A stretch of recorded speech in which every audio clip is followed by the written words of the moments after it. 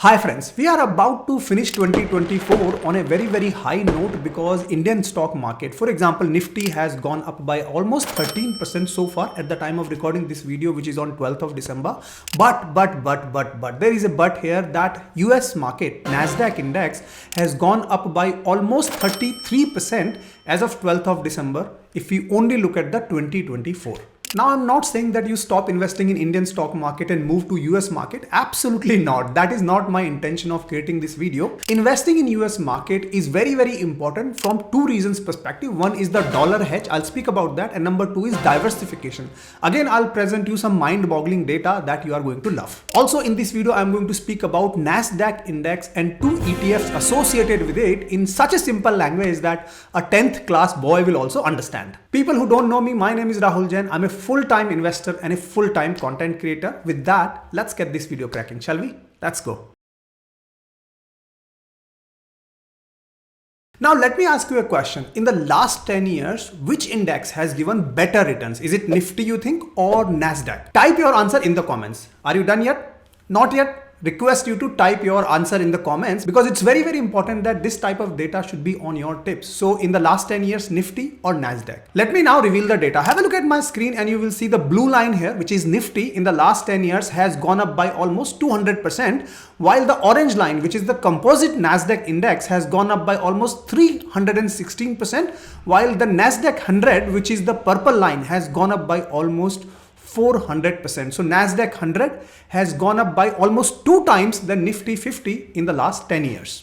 Now, what is Nasdaq 100? What is Nasdaq Composite? What is Nifty 50? Let me give you 30 seconds commentary in a very simple language. So Nifty 50 is the top 50 stock listed on the NSE exchange. All of us know that. While Nasdaq Composite is more than 2,500 companies listed on Nasdaq exchange in US. So the Nasdaq Composite index tracks more than 2,500 companies listed on the Nasdaq index. You can consider that as a very equivalent to, let's say, Nifty 500 in our case. While Nasdaq 100 only tracks top 100 companies listed on the Nasdaq exchange, excluding the financial companies. So it does not include financial companies like banks and financial institutions and things like that. Having said that, what is the data telling us? The purple line, which is Nasdaq 100, that has performed much better than Nifty 50, which is in the blue line. Also the orange line, which is the Nasdaq Composite. But it doesn't mean that you stop investing in Nifty 50 and start investing in Nasdaq. No, that is not the intention. In fact, you should never do that. Looking at the only past returns, never chase the past returns, is what I continue to tell my viewers on this channel. But why do you still need to think about diversifying for US market is what you need to understand. Two important concepts here. Number one is the dollar hedge and number two is the diversification. So first point,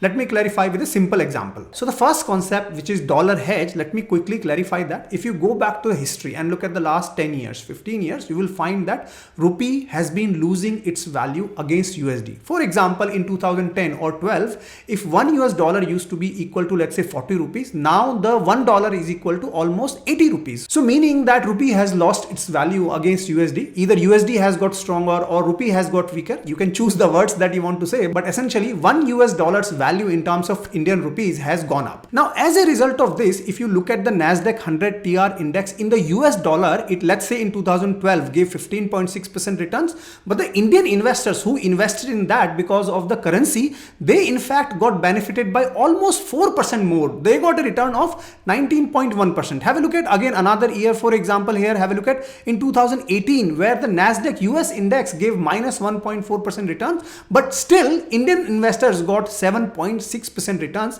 mainly because of rupee depreciation. So if you want to take a hedging position against the dollar, then that's where the investing in US indexes come very handy. What is going to happen in the next 5 years, 10 years? I cannot tell you. Nobody can guarantee you that rupee will continue to depreciate or not. But Trump coming back to power, there is a theory here that US dollar is going to continue to get stronger against rupee. The second key reason to invest in US market is diversification, and diversification is the most misunderstood terminology as far as the retail investors goes. So for example, people think that I am going to put some money in Nifty 50 and to diversify, I am going to put some money in Nifty 500. That is not a diversification, because if I show you the data, you will see that there is a 98.2% correlation between Nifty 50 TR index and Nifty 500 TR index. Meaning that if Nifty goes up, Nifty 500 is going to go up. And the correlation is so huge that it is by 98%. So you're not really diversifying at all, right? While if you compare that with NASDAQ, you will see that the correlation is only 24.1%. So there is a good chance that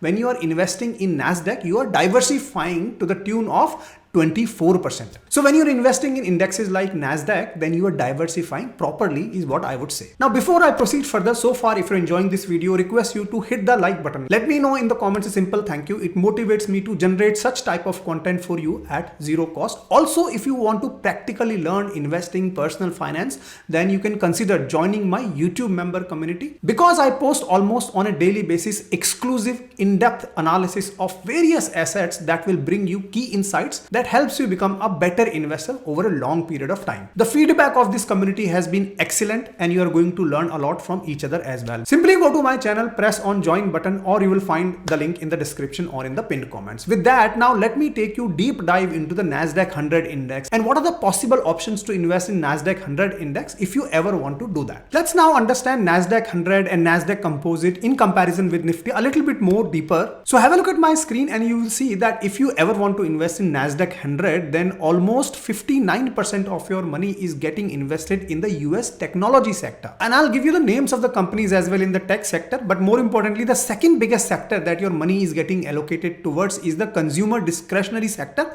18.28% of allocation. What is consumer discretionary sector? There are companies like, for example, Tesla, Starbucks, or Amazon. These are the companies which are classified as consumer discretionary sector in US. Now compare this with NASDAQ Composite and you will see extremely similar pattern here, except that financials here has got 3.42% allocation, and in case of NASDAQ 100, financials was 0%. As I explained to you earlier that in NASDAQ 100, financial companies are not included, but in NASDAQ Composite, you have 3.42% allocation to financials. But otherwise, if you see even the tech sector here is 60%. If you see consumer discretionary sector, almost the same 17%, albeit slightly lower than 18% in the NASDAQ 100. Compare this with Nifty 50 now. Financial services in Nifty 50 is almost 34%. So we are heavily relying on banks like HDFC, SBI, ICICI, etc. This is followed by IT here, which is around 13%, followed by oil, gas, consumables at around 10%. So now you understand that if you're investing in NASDAQ 100,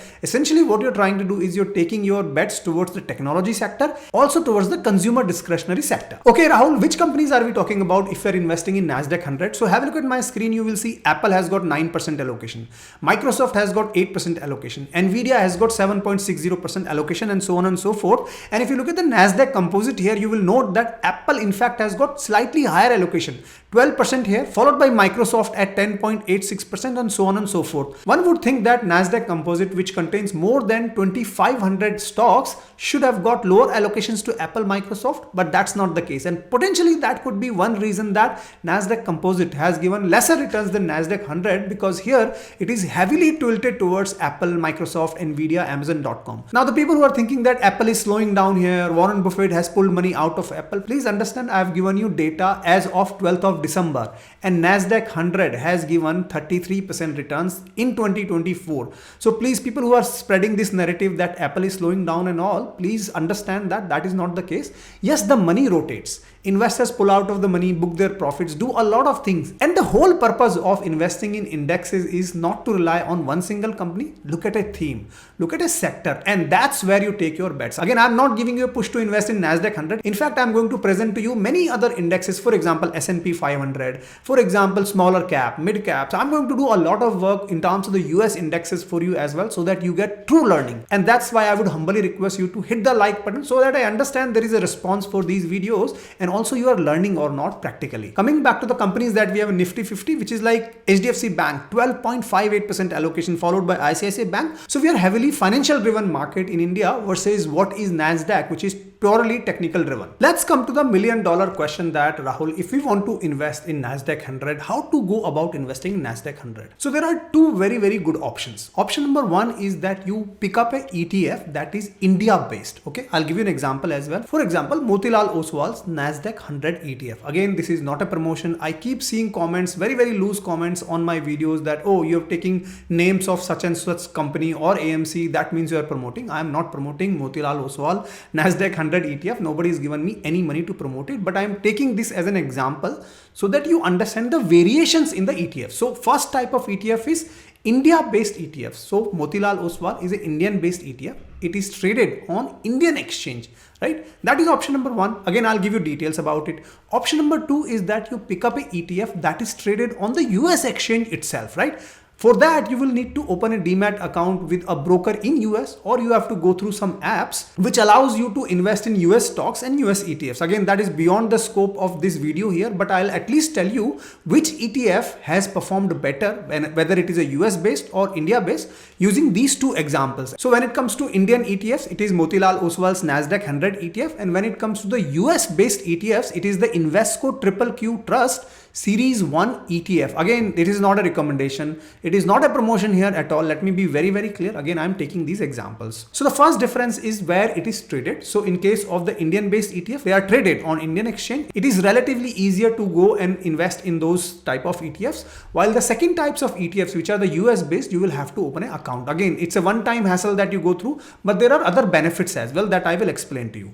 Now comes the second critical difference, which is the expense ratio. So for example, if I show you the data here, US based ETF, which is Invesco QQQ Trust Series 1. So here the total expense ratio is 0.20% as of September 2024. I don't know when you're watching this video, but please go ahead and Google what is the expense ratio at the time of your investment. While if I speak about the Motilal Oswal Nasdaq 100 ETF, again, as of September 2024, their expense ratio is 0.58%. So of course, it is costlier than the US based ETF, and that is where the returns come into picture as well. So if you look at Motilal Oswal Nasdaq 100 ETF performance over 1 year, 3 year, 5 year, 7 year, one very important point that you note is that it has given almost 1% less than the Nasdaq 100 index. For example, here you see Nasdaq index has given 38.4, while Motilal Oswal has given 37.2. 3 year basis 16.3, 15.3, 26.4, 25.4, 24.4, 23.1. So almost 1% less than the underlying index is what Motilal Oswal has given. Why? Because their expense ratio is 0.59%, and also there is a tracking error, because when a fund that is sitting in India, they are investing in US, they will have to invest in US securities at the time of US market operations, which might be different. So there is always a lag, because when it is night in the US, it is day in India, and so on and so forth. While if I speak about Invesco QQQ Trust returns, if I come down here and show you the returns here, you will see that it has given almost 0.20 to 0.30% lesser returns than the index. So much better than Motilal Oswal. So for example, here underlying index has given 19.97. This ETF has given 19.74, 37.48, 37.21, 11.88, 11.65, 5 year basis 21.97, 21.72. So almost 0.20% lower return than the index, versus Motilal Oswal's case, it was almost 1% down because of the higher expense ratio, because of the tracking error that I spoke about. So it is a choice that as an investor you can exercise, whether you want to keep things simple and get lesser returns, almost 0.80% lesser returns if you invest in Nasdaq 100 using Indian ETFs, or you want to open an account to get direct exposure to the US ETFs. Again, which accounts to open, this is beyond the scope of this, but let me know in the comments if you would like me to create that type of video as well, to talk about the good platforms that you can consider. I'll do that, and I'll cover that in my upcoming videos. But coming back to the fourth very important parameters whenever you're investing in ETFs is the volume of the ETFs. Liquidity is the most important thing whenever you're investing in ETFs. So for example, here Invesco QQQ Trust Series, if you see the volumes here, I've got the latest data here, you will see 23 million ETFs has been exchanged on December 12th. 32 million ETFs has been exchanged on December 11th. So absolutely not a problem. It is one of the most liquid ETFs. That's why I'm speaking about this on this channel. And so far, if you have not liked this video, hit the like button. Let me know in the comments. It's simple. Thank you. Also, you can subscribe to my channel. I don't enough speak about subscribing to my channel, but please do subscribe, because these types of videos, let's be honest, people are not even releasing in the paid courses. I'm giving it out absolutely free only with the intent that I really want retail people to be educated and the awareness should be there, right? Coming back to Motilal Oswal, what is the sort of volume here? Rahul, the volume is, if you look at here, for example, on December 13th, 568,000. 1 million on December 12th. So something huge was going on December 12th here. 1 million volume. Again, it is not as high liquid as what is in US ETF, but please understand, US ETFs, people all over the globe are investing in US, right? Because of many other reasons. Again, beyond the scope of this topic, sometime else I will cover why people are going crazy about the US market. That's a separate topic. But liquidity wise, both the ETFs have got high liquidity. You should not worry about liquidity at all. Now comes my last point, which is the timing of buying or investing in US stock market. Because please understand, people keep telling that do not try to time the market. But in my view, if you're buying an asset, be it the NASDAQ index or Nifty 50, and if you're buying it at a highly overvalued price, you're doing injustice to your money, because you need to really understand what is going on in terms of the valuation. $1 million point here. Again, I do not know when you're watching this video. I am recording this video on 13th of December, and when you're watching the video, the valuations might be very different. So please make sure you check the valuations before you investing. But right now, if I talk about on 13th of December, if you see the data here, NASDAQ 100 PE ratio right now is all-time high at 37.30. And if you look at the last 10 years of history, you will note that it has moved between 20 to 30 comfortably. You can see that 30 is towards the higher band in terms of valuation, 20 is towards the lower side of the valuation, right? So you need to really keep this in picture. Now again, this 37 can become 40 easily, can become 42, because right now Trump has become the president of United States, right? The markets have been rallying. I do not know whether this will continue to rally or not, but the point is that you need to really keep an eye on the valuations, and based on valuations you need to decide your entry and exit. I talk about all of these things on my YouTube member community. Consider subscribing to my YouTube member community so that you have the insights that you need to know before you make investing decisions, right? That's it in this video. I've covered a lot of great details about NASDAQ index. In my upcoming videos, I may cover many other US related ETFs, index funds, stocks, and many things depending on the response I get on this video. So your likes, your comments is the only thing I'm looking for. This is not a promotional video. I've talked about 2 ETFs in this video to compare and give you both the flavors. No promotion at all. The only money I'm earning is your thanks and your likes. With that, I hope you enjoyed this video. I'll see you in my next video. Until then, keep rocking.